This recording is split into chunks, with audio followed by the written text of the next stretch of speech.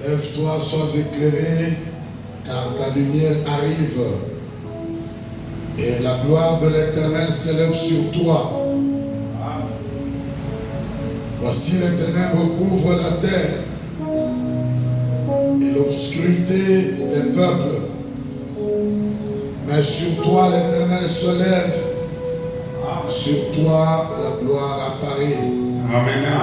Des nations marchent à ta lumière, et des rois à la clarté de tes rayons. Amen. Porte tes yeux aux alentours et regarde. Tous, ils s'assemblent, ils viennent vers toi. Tes fils arrivent de loin et tes filles sont portées sur les bras. Tu tressaillis alors et tu te réjouis, et ton cœur bondira et se dilatera.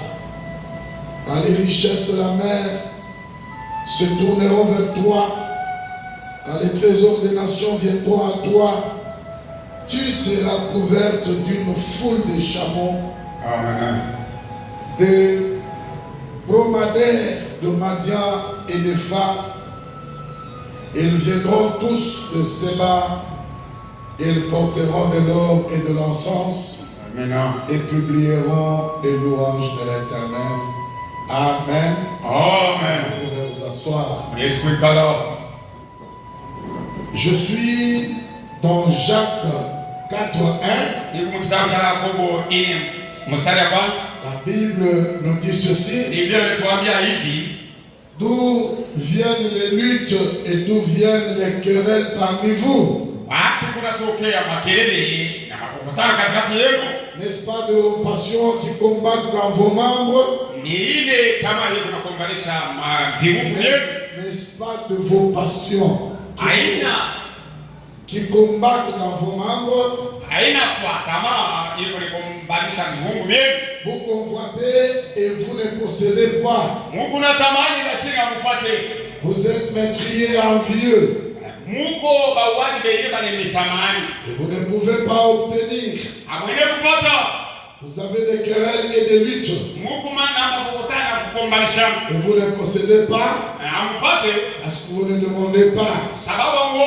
Vous demandez et vous ne recevez pas parce que vous demandez mal dans le but de satisfaire vos passions.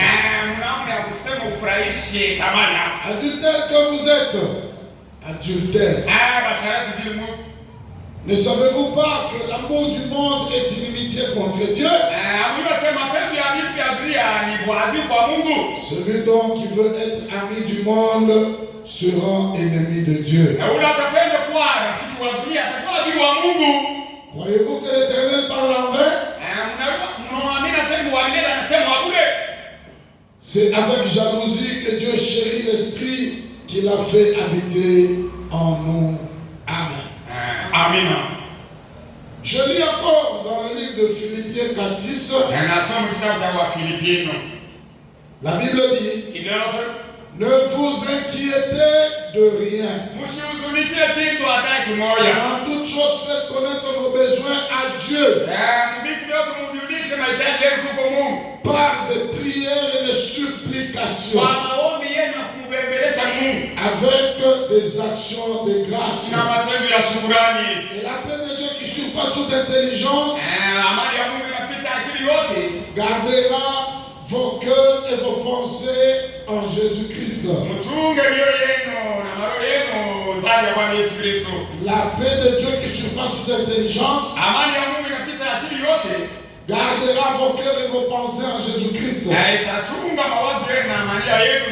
Au reste, frère, que tout ce qui est vrai, tout ce qui est honorable, tout ce qui est juste, tout ce qui est pur, tout ce qui est aimable, tout ce qui mérite l'approbation, ce qui est vertueux et digne de louange,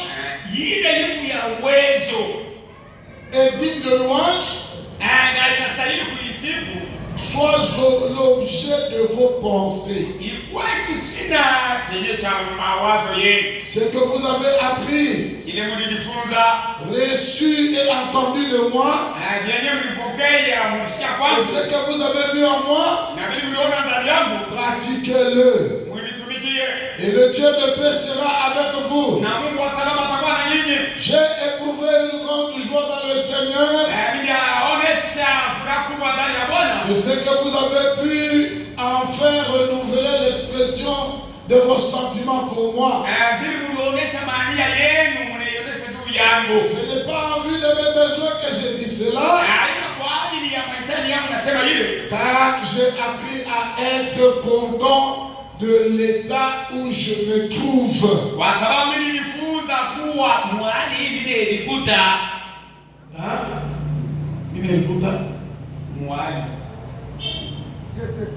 Je me suis heureux de vivre, content de l'état dans lequel je me retrouve.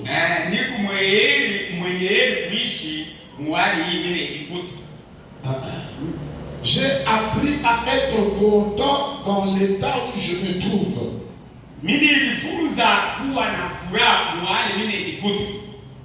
Amen.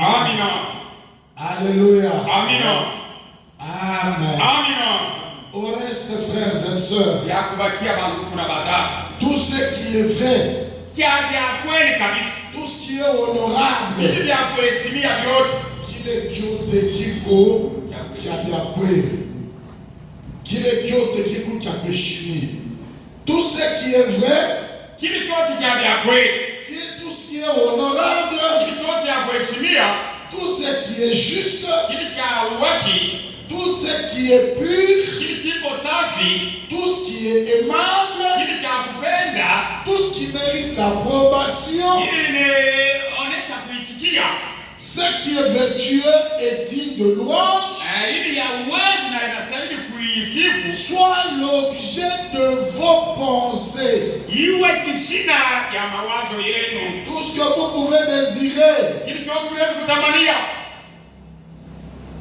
ce qui inspire la paix, ce qui est honorable, ce qui est juste, ce qui est pur, aimable, ce qui mérite l'approbation, ce qui est vertueux et digne de louange, soit l'objet de vos pensées, soit l'objet de nos pensées. Amen.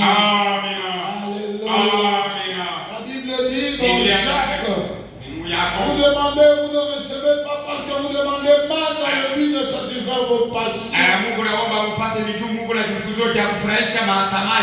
D'où viennent les luttes? D'où viennent les querelles parmi vous?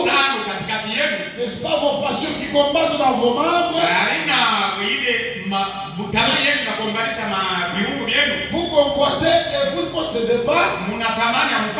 Vous êtes vertueux et envieux et vous ne pouvez pas obtenir. Et vous ne pouvez pas obtenir.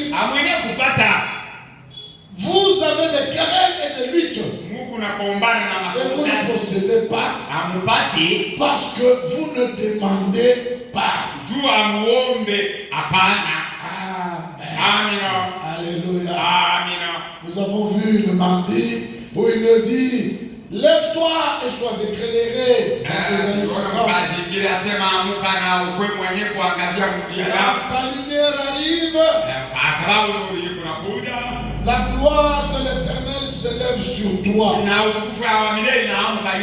Pas sur quelqu'un d'autre, mais sur moi. Et voici les ténèbres couvrent la terre. Et voici que l'obscurité couvre le peuple. Et sur toi l'Éternel se lève. Et sur toi la gloire apparaît. Vous dites amen mes amis. Regardez le peuple Israël. Alors qu'ils étaient, Moïse a construit le temple. Ils avaient devant eux un prophète. Et il y avait la lumière au-dessus d'eux. Et tous les autres n'avaient pas cette lumière. Et tous les autres ne verront pas cette lumière. Et c'est pourquoi nous disons et croyons cette écriture.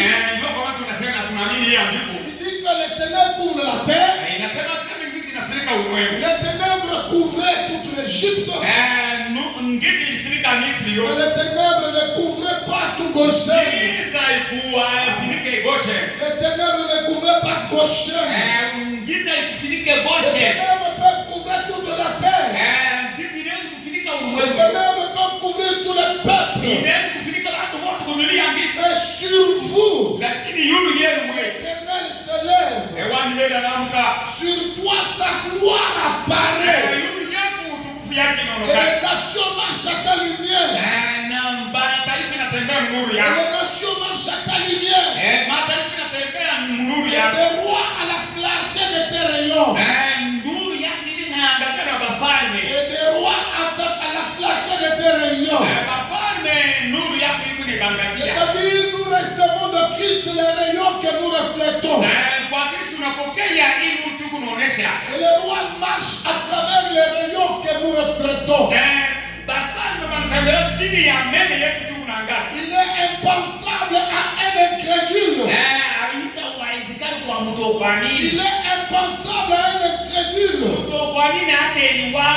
comprendre que quand je viens de l'église, je viens m'exposer au soleil. Et lorsque je m'expose au soleil, je reçois du soleil une puissance lequel je dois resplendir par les rayons de Dieu. Il dit regarde tout aux alentours. Tous ils s'assemblent. Tous ils viennent vers toi. Tes fils arrivent de loin. Tes fils sont portés sur tes bras. Tout ça, les ténèbres couvrent le peuple. Ils sont privés de la lumière. Et nous avons cette lumière par le moyen du message. Écoutez mes amis, je ne sais pas si je peux arriver là-bas. Frère Branham dit, la lumière, elle vient provenant de la parole promise pour votre jour. Provenant de la parole promise pour votre jour. Alléluia. La parole promise pour notre jour, elle est celle qui projette la lumière. Vous n'avez pas autre lumière qui ne viendra que de la parole promise pour votre jour. William Branham dit, l'évidence qu'on a la vie éternelle ou le Saint-Esprit. Je lis dans Citerne, Crévasse 67. L'évidence la plus parfaite, à mon avis, c'est la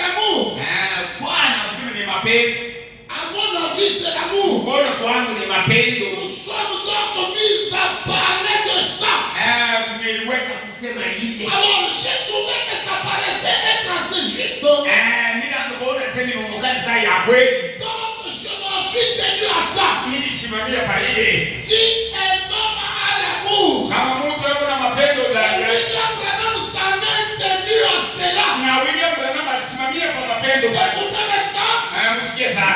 Un jour, Lakini siku le moja. Seigneur par une vision, Bwana kwa onyo. il m'a corrigé. Alininyorosha. Et il a dit, Anasema l'évidence qu'on a l'esprit, kitu ya kusema huku na kuzima. c'est le pouvoir de recevoir la parole. Ni kupata ile namna huku napokea neno. C'est de pouvoir recevoir la parole. Ni mamlaka ile ya neno unapokea. Ce n'est ni l'amour, Ni aina mapenzi. ce n'est ni le parole, Aina kusema kwa Mungu. mais c'est le fait de recevoir la parole. Ni ile namna ya kupokea neno Le la Mungu. fait de recevoir la parole, Mambo ya kupokea neno la c'est Mungu. ça le signe distinctif que tu as l'évidence. Njoo ile alama inaachana Je yote. suis dans l'évangélisation au temps de la fin. Ni kuna Au point 71, problème de vie. Alléluia. Amina. Maintenant, Sasa nous sommes au temps du soir. tuko wakati wa magharibi. Les messagers à travers l'âge. Mjumbe Nous découvrons qu'au début, quand un messager était envoyé, à interpréter sa parole, ou douter d'une seule parole, signifiait l'anéantissement total et la séparation éternelle avec Dieu. Amen. Les messagers, nous découvrons qu'au début, quand un messager était envoyé, mal interpréter sa parole, ou douter d'une seule parole, signifiait l'anéantissement total et la séparation éternelle avec Dieu. Je dis Amen. Mal interpréter la parole de ce messager. Et le premier messager était Dieu lui-même. Et depuis, chaque autre messager a été Dieu parlant au travers de l'homme. Ce qui était la parole de Dieu. Njoo ile ilikuya neno ya Mungu. Mungu mkusemezana kupitia mtume wake. Njoo ile ilikuya neno la Mungu. Amen. Neno la Mungu ni ile ilikuya Mungu eko nasema kupitia mtume wake. Njoo neno la Mungu. Je crois la parole, je crois la parole. C'est croire. C'est que Dieu parle au travers du messager. Amen. Alléluia. Je ne sais pas combien, avec quelle force je dois parler de cela. Chaque messager a été de Dieu. Parlant à travers l'homme. Parlant à travers l'homme. Ce qui était la parole de Dieu. Car pour lui, il n'y a alors personne au travers de qui il puisse parler. Si ce n'est celui-là même qui l'a, c'est celui-là même à qui il parlait. Mais depuis qu'il a fait l'homme et qu'il a racheté l'homme, cela a été Dieu parlant au travers de l'homme.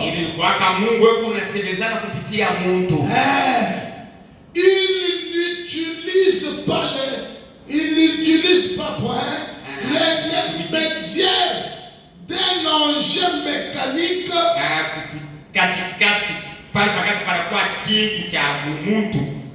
d'un engin chirurgien mécanique. au binti vya chuma.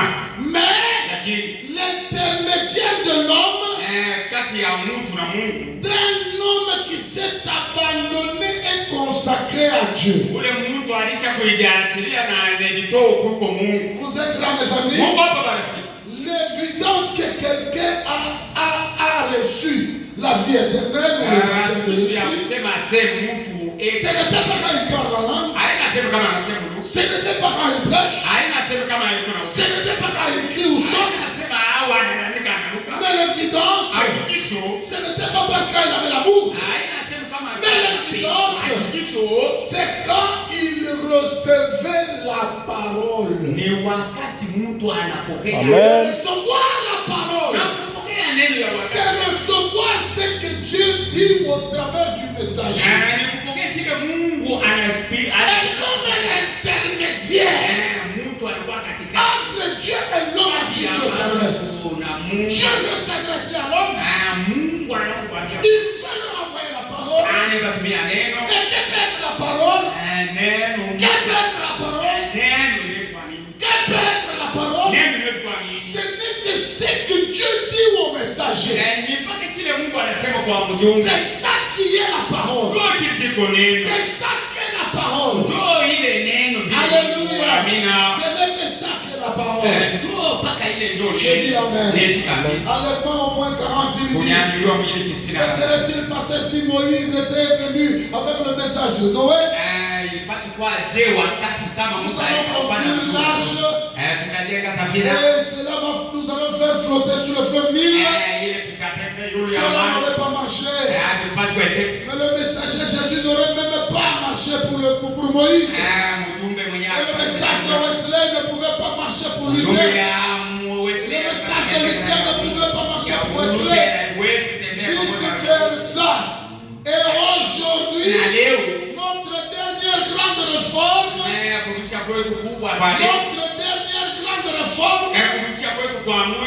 c'est la Pentecôte. Et aujourd'hui, nous quittons cela. Et le message pentecôtiste ne se mélange pas avec ceci.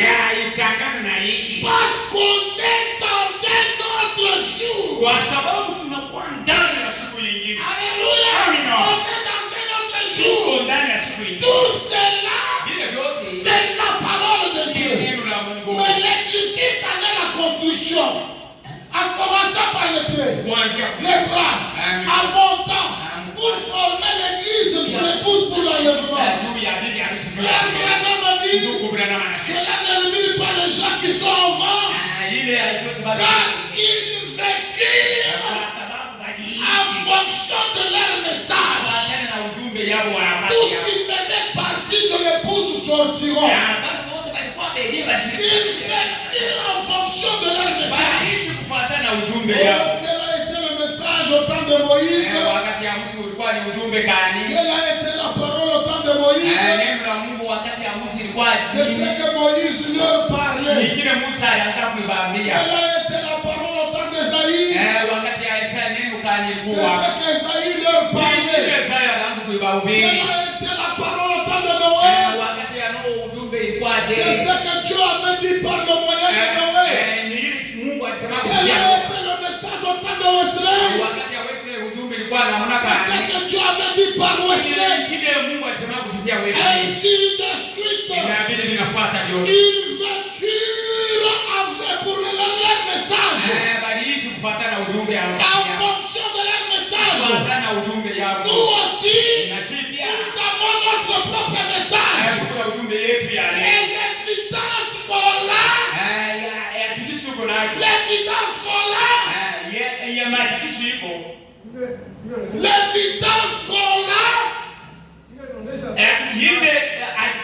a, c'est quand nous croyons ce que Dieu dit par William Branham. C'est quand nous acceptons et marchons dans ce qu'a dit William Branham. Vous parlez de la lumière. La lumière, c'est ce que Dieu a dit par Frère Branham.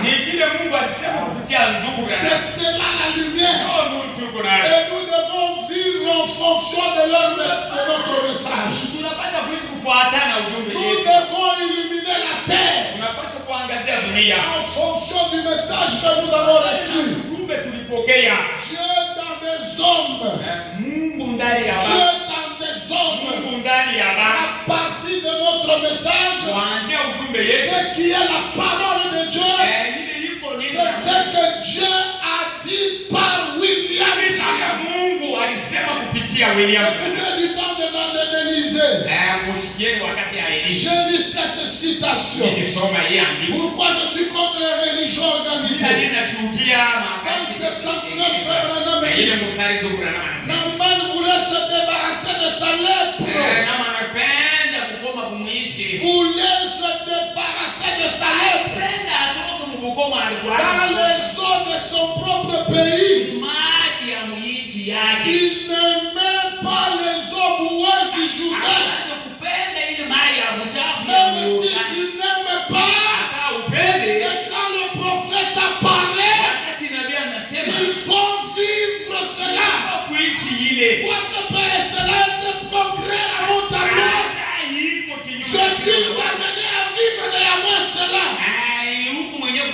Je suis néanmoins obligé à vivre cela. Alléluia. Amen. Il n'aimait pas les eaux boueuses du Jourdain. Mais si jamais il devait se débarrasser de sa lèpre, il devait entrer dans cette eau boueuse. Pourquoi? Parce qu'Élisée a dit ça. Nous disons Amen. Exactement tel qu'il lui avait été dit par le prophète. Je ne fais exception de personne. Lorsque Dieu parle, c'est ça la parole de notre jour. Nous devons vivre en fonction de cela. C'est ça la lumière pour notre temps. Et cela fera que par nos éclats, nous puissions illuminer la terre. Vivre ce qu'a dit William Branham. Je dis Amen. Je dis gloire au Seigneur. Amen. Alléluia. Quoique cela peut être contraire à toute ma vie, mais je dois faire ce qu'a dit le prophète. Parce que c'est ça la parole de mon jour. C'est ça la lumière de mon jour. Je dois vivre en fonction du message que Dieu par le prophète. Écoutez par exemple dans tourner les regards vers Jésus. Au point 23, Frère Branham dit, quand Paul parlait une fois, ou plutôt lorsqu'il parlait à un groupe de gens, il écoutait attentivement aussi longtemps qu'il restait dans la loi. Oh, j'aime que quelqu'un dise Amen. Ces gens écoutaient Paul attentivement aussi que Paul leur parlait de la loi. Mais pourtant Paul était déjà converti de cette loi mosaïque, de cette loi hébraïque, du judaïsme au christianisme. Et Paul a dit, je comprends maintenant que Jésus de Jéhovah de l'Ancien Testament, c'est Jésus du Nouveau Testament. Remarquez rouge-gorge, lorsque quelqu'un comprend quelque chose, il quitte l'âge des ténèbres et il va dans la lumière. Mais lorsque quelqu'un ne comprend toujours pas, il vivra toujours des ténèbres. Et on va commencer à essayer un jour de le pousser. On essaiera de toujours le pousser. C'est pourquoi la Bible dit, lorsque un héritier, lorsqu'un fils ne comprend toujours pas qu'il est à l'âge de devenir héritier, il est et il demeure un esclave. Il est esclave. Lorsque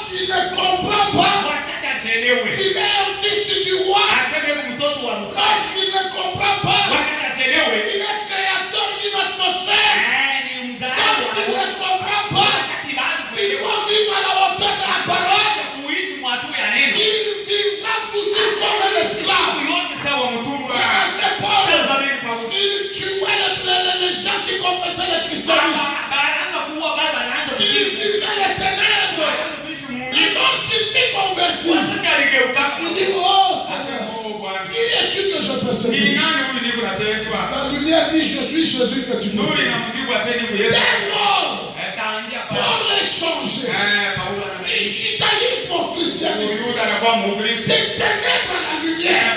Des ténèbres à la lumière. Mes amis et mes frères, si ce message ne vous change pas, là vous demeurez éternellement enfant du diable. Ça c'est le message de transformation. Et regardez après ce message, la puissance de transformation. C'est ce glorieux message qui nous change, des tabernacles aux fils et filles de Dieu, des pentecôtistes aux fils et filles de Dieu, des tribalistes aux enfants véritables de Dieu. Et si un fils ne comprend pas, il demeure à vivre un esclave. Il faut comprendre que nous sommes un peuple choisi par l'Éternel, un peuple qui doit porter son nom. Et Dieu nous fait confiance, parce que sans nous Dieu ne peut rien.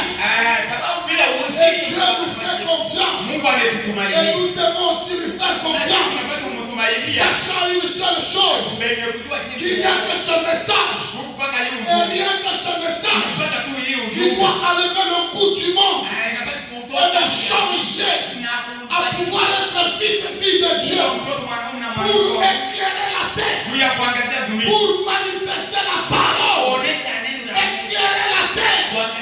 La Bible dit, tourne tes regards vers l'alentour, tourne tes regards vers l'alentour, tu verras la splendeur, la puissance qu'amène ce message.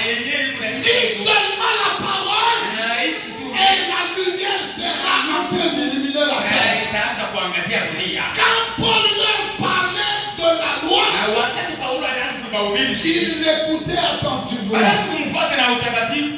Mais quand il a commencé à leur parler de la révélation, la vision céleste, aussitôt les choses avaient changé dans leur congrégation. Ils se sont levés et se sont mis à crier. Si seulement ils avaient écouté ce que l'homme disait, il était en train de révéler la vérité de Dieu par la parole. Et c'était ça, le chemin et la vérité à suivre. Quand il a parlé de la loi, ils étaient là, ils acclamaient, sans toutefois ne pas savoir que le sacerdoce devait changer, sans toutefois reconnaître que ce Paul ici, lui qui était un érudit, un vrai pharisien, et voici en train de nous dire qu'il parlait du christianisme, de cette révélation. C'est la parole et la vérité de Dieu pour cet âge. Et c'était la lumière à cet temps-là qu'il fallait suivre. Qu'il fallait suivre. Et vivre ce que Paul disait. Vous étiez dans la lumière et la parole. Dans la volonté de l'Éternel. Alléluia. Voici longtemps que vous pratiquez ce que dit William Branham. Dites chaque fois à Dieu, Seigneur Jésus-Christ, me voici marcher dans ta volonté. Me voici agir selon ta parole. Me voici parler selon ta parole. Et tu as dit que par moi, les rois vivront de l'éclat que je vais resplendir. Je vis selon ta parole. Je suis suis dans ta volonté. kuna mapenzi yako. Écoutez mes amis, Msikie baba. du temps d'Élisée, il y avait un homme appelé Géasi. Kulikuwa mtu bana. Géasi, quand il regardait, il voyait que les ennemis, et les ennemis, ils vous attaqueront. N'importe quand, n'importe comment. Même si tu es endormi, même si tu es en voyage, même si tu es sur une moto, même si tu es à l'église, il t'enverra les sommeils, il t'enverra les esprits méchants, les mauvais esprits. Lui, il ne fera que te combattre. Élisée, ses yeux étaient fixés sur cela. Quand il regardait, ne voyait que cela. Et l'homme de Dieu, la parole pour ce jour, il regarde Élisée, il lui dit, Élisée qui vit que dans les ténèbres, Géasi qui vit dans les ténèbres, il dit, oh, pasteur, regarde ses ennemis, regarde ses ennemis, tes yeux ne les voient-ils pas? Nous avons des Géasi aujourd'hui, ils ne voient que les ennemis, ils ne comptent que le nombre des ennemis. Lorsque nous venons à l'église, mes amis, nous n'avons qu'à regarder sur l'Éternel. Nous n'avons qu'à regarder sur Dieu. Il est vrai que les ennemis viendront. Il est vrai que les ennemis vous attaqueront. Une seule chose dont je suis certain, c'est que l'Éternel veille sur vous. C'est que l'Éternel veille sur toi. Frère dit, sans toi, Dieu ne peut rien faire. Je compte sur vous. Dimanche, nous avons vu que lorsque vous venez ici, c'est pour un but. Donc si tu n'es pas ici, le but de Dieu ne peut pas être atteint. Sans moi, l'Éternel n'aura rien à faire. Je ne compte pas seulement mes ennemis. Je ne compte pas seulement mes échecs. Mais lorsque je regarde, je dois voir l'Éternel Dieu. Je dois voir mon Seigneur. Je dois voir mon Créateur. Je dois voir l'Éternel qui bénit. Je dois voir Dieu qui satisfait. Lorsque je regarde, je dois voir l'Éternel de mes armées. Et il porte le sceptre de la rédemption. Je dis Amen. Élie dit à Élisée, mais toi tu ne vois que les ennemis. Oui, nous sommes nombreux. Et Élisée dit, oh Seigneur, ouvre à ce serviteur les yeux. Lorsque les yeux furent ouverts, Élisée a eu un nouveau regard. Il a eu un nouveau regard. Il a reçu un nouveau regard. S'il vous plaît, mes amis, il y a des fois que tu as regardé, il y a des moments que tu as regardé, il y a des temps que tu as vécu.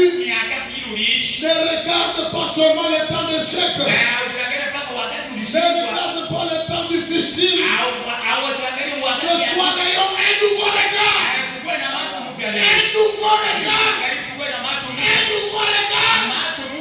Porte à une haute vision et nous fait regarder d'une lointaine vision. Et là, nous voyons que Dieu, remarquez Moïse, il était en train de venir. Devant, c'était la mer rouge. Aux deux côtés, les murs. Derrière, c'était Pharaon. S'il vous plaît, mes amis, Moïse n'avait nulle part où regarder.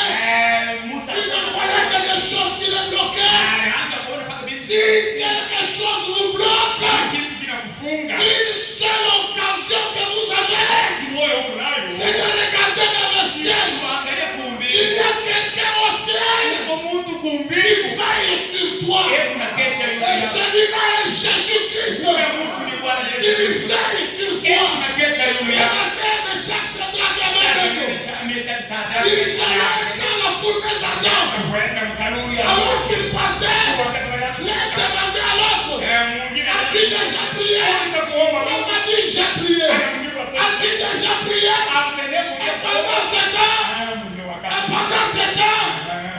poussait vers la basse-cour. Qu'est-ce que nous disons ce soir?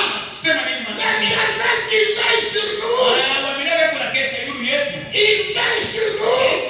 Il voit la situation dans laquelle je passe. Alléluia. Il voit la situation dans laquelle nous passons. Et Absinthe est venu. Seigneur, tu connais du temps de Noé. C'est moi qui ai fait ça, ça et ça. Les autres anges pouvaient venir. Ils pouvaient se présenter. Ils disent, oh Dieu, nous pouvons. L'Éternel a dit, non, je sais que vous êtes des anges fidèles.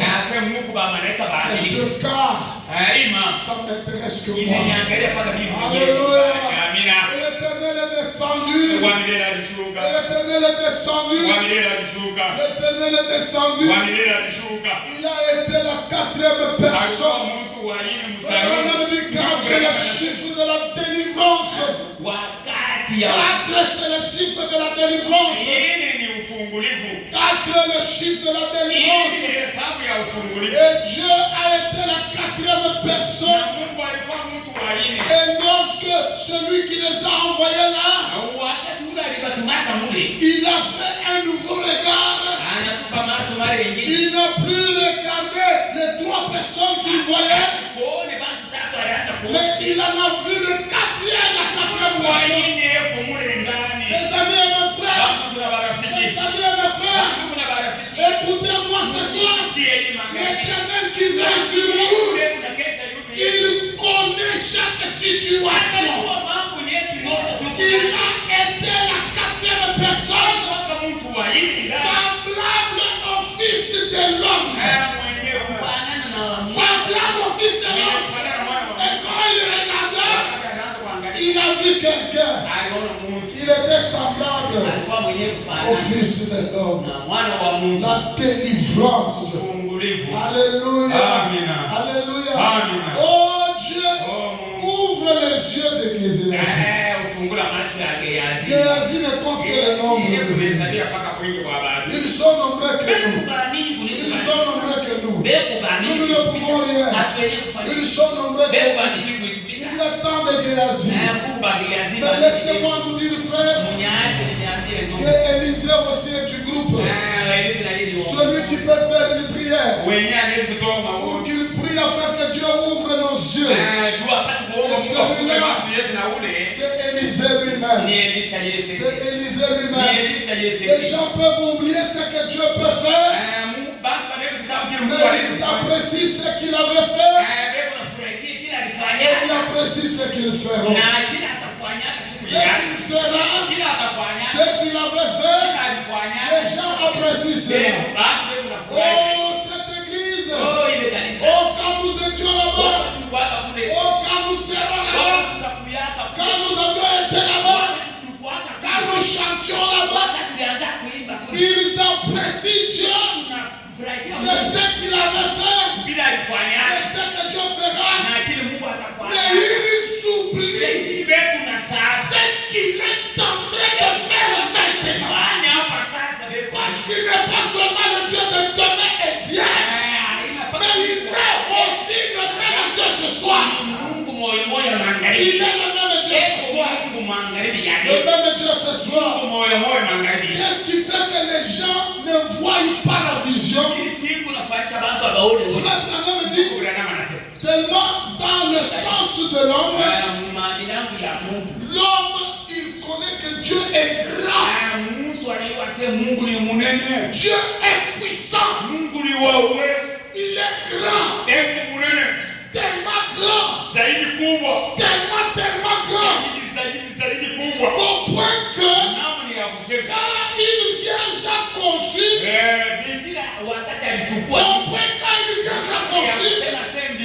ils ont appelé le sauveur.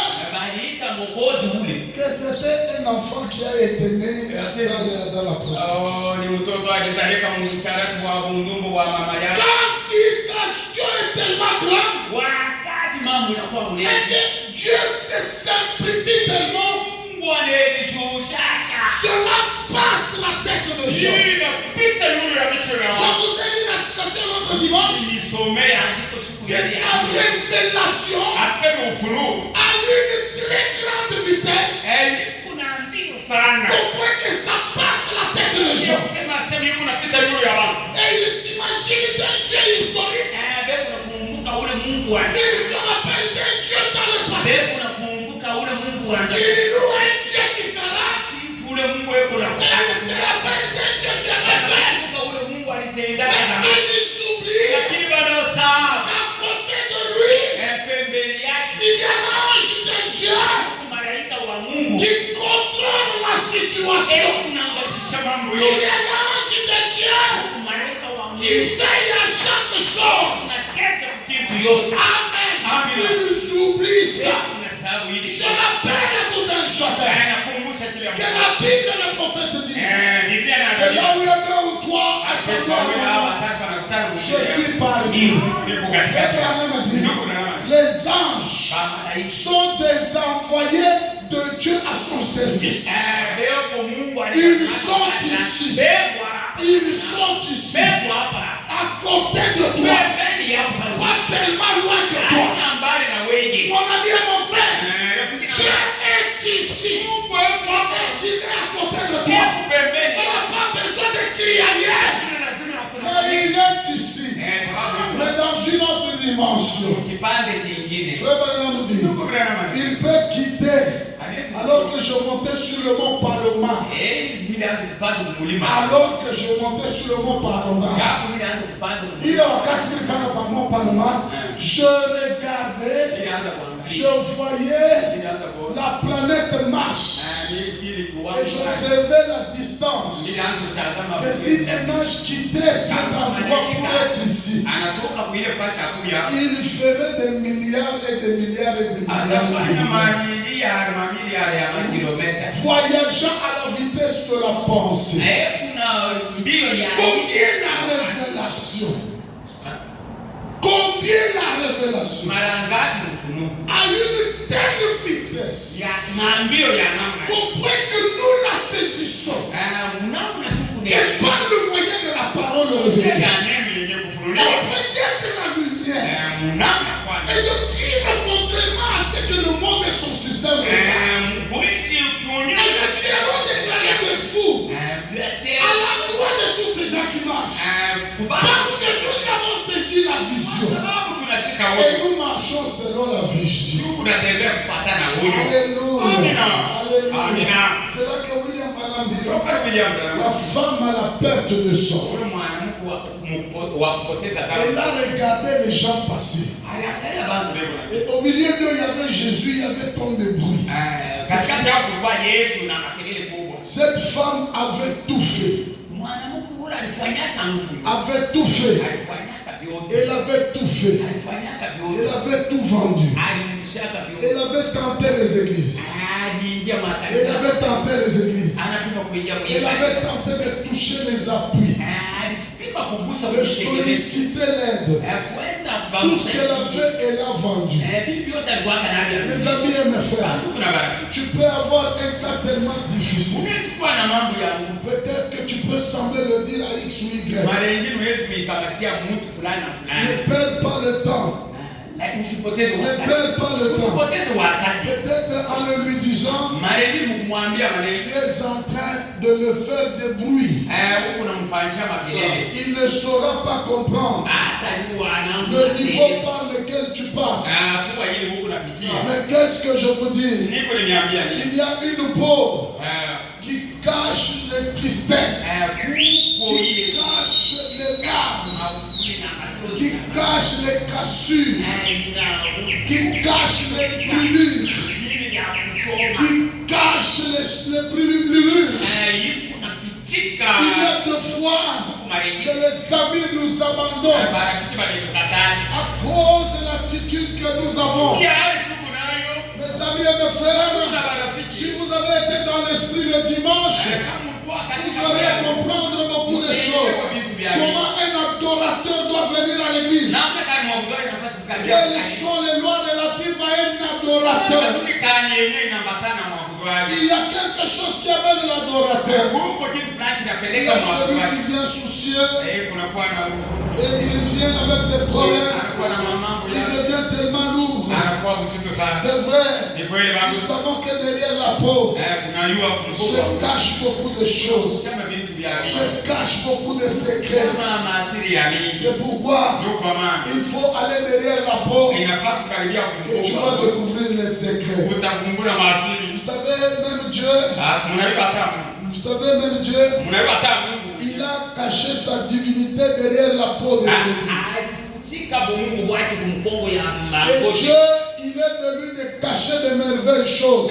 Mungu je Afin que les sages aillent découvrir cela. ili benye hekima C'est bafungue. Dieu qui aime cacher des choses. Ni Mungu anapenda kuficha. Alléluia. Amina. Même moi, Hata ni derrière ma peau, nyuma ya il peut y avoir des problèmes. Huwezi kuwa mambo. Il peut y avoir des difficultés. Huwezi kuwa mama gumu. Peut-être que vous pouvez le lire quand je suis triste. Huwezi kuiangalia. C'est peut-être quand les larmes coulent. Ni wakati mara nyingi machozi. Derrière la peau, il y a des difficultés. Bongo ya ngozi kuku. Derrière la peau, il y a des problèmes. Kuko mambo Je manque de fois à les exprimer. Ninakosa na namna ya kuhifadhi. Il y a une vallée de larmes. Kuko bonde ya machozi. Lequel fait que réellement je ne reçois pas ce que je dois Yeye recevoir. anafanyisha sipati kile kitu mimi napata kupata. Je passe des guerres, peut-être que je ne reçois pas. Ninapitia mambita mara nyingi sipati. Des fois de victoires que je ne remporte pas. mara nyingine maushindi siwini. Des fois de guerres que je n'arrive pas à remporter. Mara nyingine mambita hili siwini. Des fois, il y a des gens qui me critiquent quand ils parlent mal de moi. Nyingine bantu bali kunizarau na Et des fois, je connais même comment ils me critiquent. mara nyingine mimi nasikia na vile vile Et quand je passe, des fois, ils font les bouches comme ça, ils se moquent de moi. mara nyingi wale mimi napita bali zote na Et derrière ma peau est caché tout cela. nyuma ya ngozi Ce inaficha. sont des soucis qui sont cachés derrière ma peau. Inaficha nyuma ya ngozi. J'ai des problèmes qui ne reçoivent pas de solution. J'ai des situations difficiles derrière moi. Et ma peau cache tout cela. À l'exemple de cette femme, elle était là, elle était à la perte de sang. Vous savez que cela fait la honte pour une femme. D'avoir un couler qui sort comme ça. Peut-être qu'elle ne pouvait pas parler aux hommes. Elle ne pouvait pas peut-être le raconter aux hommes. Derrière sa peau, il y avait une lourdeur. Elle dit, quand est-ce que je verrai même cet homme? Alors qu'elle a tout dépensé. Alors qu'elle a tout dépensé. Alors qu'elle n'avait plus rien. Mais c'était une occasion où ce jour-là Jésus passait. Et Jésus était touché par beaucoup de gens. Et les gens criaient, voici Jésus, notre de Galilée. Mais derrière une peau de cette femme, il y avait un lourd problème. Elle a dit, si je peux toucher même sa robe, elle a fallu partir. Elle a touché la robe. Et Jésus directement, une vertu sortit de lui. Il dit, qui m'a touché? Et Pierre se revoit tous les jours. Il dit, mais Seigneur, comment dis-tu que tu t'as touché? Il y a une multitude de gens qui te touchent. Mais comment dis-tu qu'il m'a touché? Non, dans la salle. Dans la salle. Il y a quelqu'un qui m'a touché. Quelqu'un avec une lourde difficulté. Une lourde difficulté. Un lourd problème. Vous ne pouvez peut-être pas le connaître. Mais Dieu seul connaît ça. Alléluia. Il y a ce que l'adorateur peut faire. Malgré sa condition. Malgré ce qu'il porte comme problème. Il s'avance auprès du Créateur. L'incréé. Celui qui peut changer la situation. Il y a une certaine attitude. Il y a ce que nous appelons faire un culte. Et le culte, c'est certaines cérémonies que nous devrions faire à l'égard de notre Dieu. C'est certaines cérémonies que nous appliquons qui sont contraires au train de ce monde. Et nous appliquons certaines cérémonies que le monde ne sait pas comprendre. Écoutez mes amis, derrière la peau d'une femme appelée Anne, se cachait une lourde difficulté. Elle a attendu jusqu'à 65 ans différents. Et il y avait des rires et des moqueries. Et cela l'a poussé à aller au temple. Et où Dieu me répond, où je meurs ici. Et elle a pleuré, elle a prié. Voilà, l'Éternel est descendu. Celui qui voit et celui qui observe. Il n'est pas mort. Il vit jusqu'à ce soir. Alléluia. Oh, derrière ma peau se cachent beaucoup de difficultés, des guerres que je n'atteins pas à réussir, des combats dont je n'ai pas la victoire. Il y a des moqueries que les gens ont.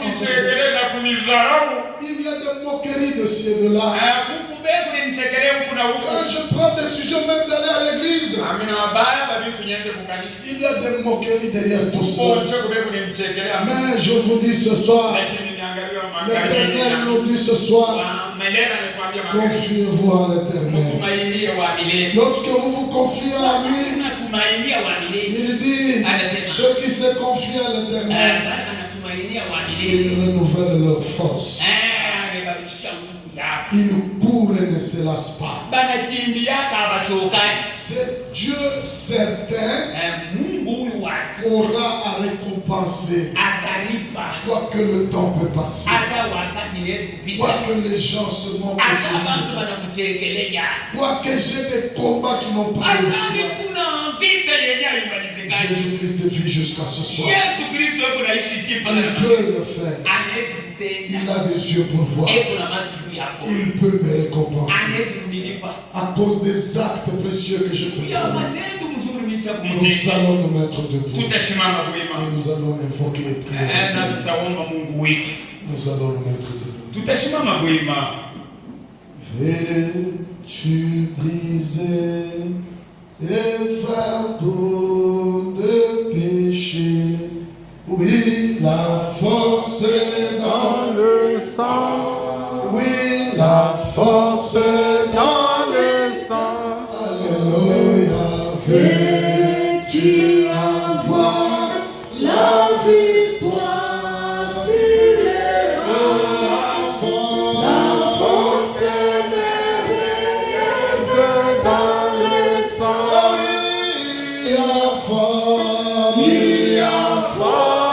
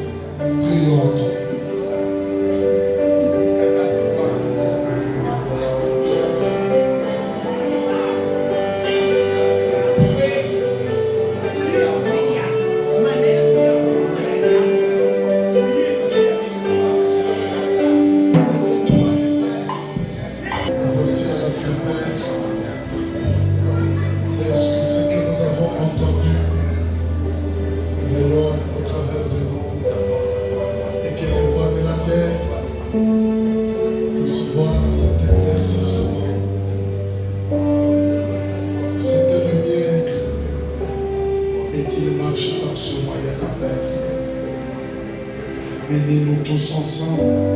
Amen. Conduis-nous. Amen.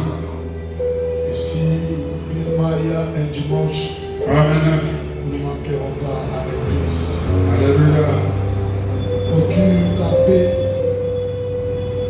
et tout ce qu'il nous faut pour nous, afin que, Père, l'alentour puisse voir le Dieu que nous avons cru. Amen. Va avec tout un chacun de nous. Alléluia. Remettons nos esprits entre ta main. Amina. Garde-nous en parfait état, Père. Amina. Et si dimanche est là pour nous, nous viendrons ici t'adorer. Amina. Remettons tout un chacun en ta main. Alléluia. N'oublions pas les anciens, Amina. ma soeur et mon frère, Amina. et tous qui ne sont pas avec nous. Alléluia. Souviens-toi de frère Ignace en voyage, endeuillé, et de tous qui sont au travail. Alléluia. Sois avec eux, Père, et sois leur Dieu partout où ils sont. Amina. Nous avons prié, quoi tu le feras pour nous. Accompagne ma soeur qui va très loin alors qu'il fait tard. Alléluia. Accompagne mon frère. Nous avons ainsi prié avec foi au nom de Jésus-Christ. Amen. Amen.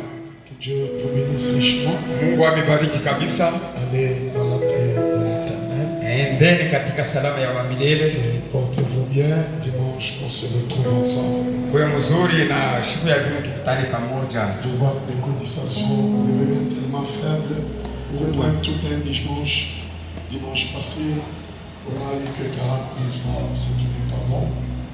Essayez un peu d'exceller pour que nous puissions atteindre notre vie. Que Dieu vous bénisse richement Mungu amebariki kabisa. et portez-vous bien d'ici dimanche. Mwize mzuri na siku ya Juma tukutane hapa.